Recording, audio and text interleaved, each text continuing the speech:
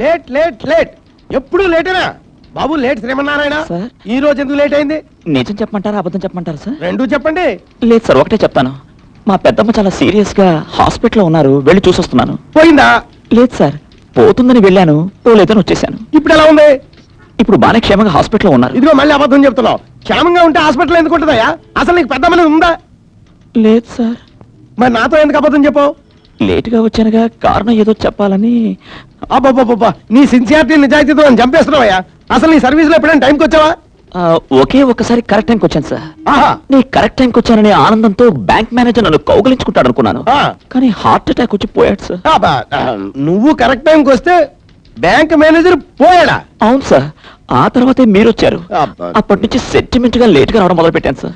ఇప్పుడు నువ్వు చెప్పేదంతా నిజమేనా? మీకెందుకు సార్ డౌట్? రేపు కరెక్ట్ టైంకి వస్తాను, అప్పుడు మీకే తెలిసిపోతుంది. No no no no no, నీ సెంటిమెంటే కంటిన్యూ అవని.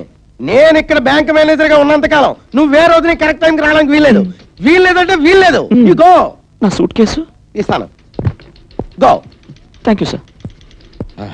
మిస్టర్ శ్రీమన్నారాయణ, పంక్చువాలిటీతో మనుషులను చంపకయ్యా. చూడు శ్రీమన్నారాయణ, పెళ్ళాం పిల్లలు ఉన్న మేము లేటుగా వచ్చామంటే దానికి ఒక కారణం ఉంది. పెళ్లి పెటాకులే నువ్వు లేటుగా వచ్చావంటే దానికి కారణం ఏంటంటావు? చూడు శ్రీ, నీ ప్రాబ్లం ఏంటో నాకు అర్థమైంది. నన్ను మిస్సెస్ ని చేసుకో, నువ్వు టైం మిస్ కాకుండా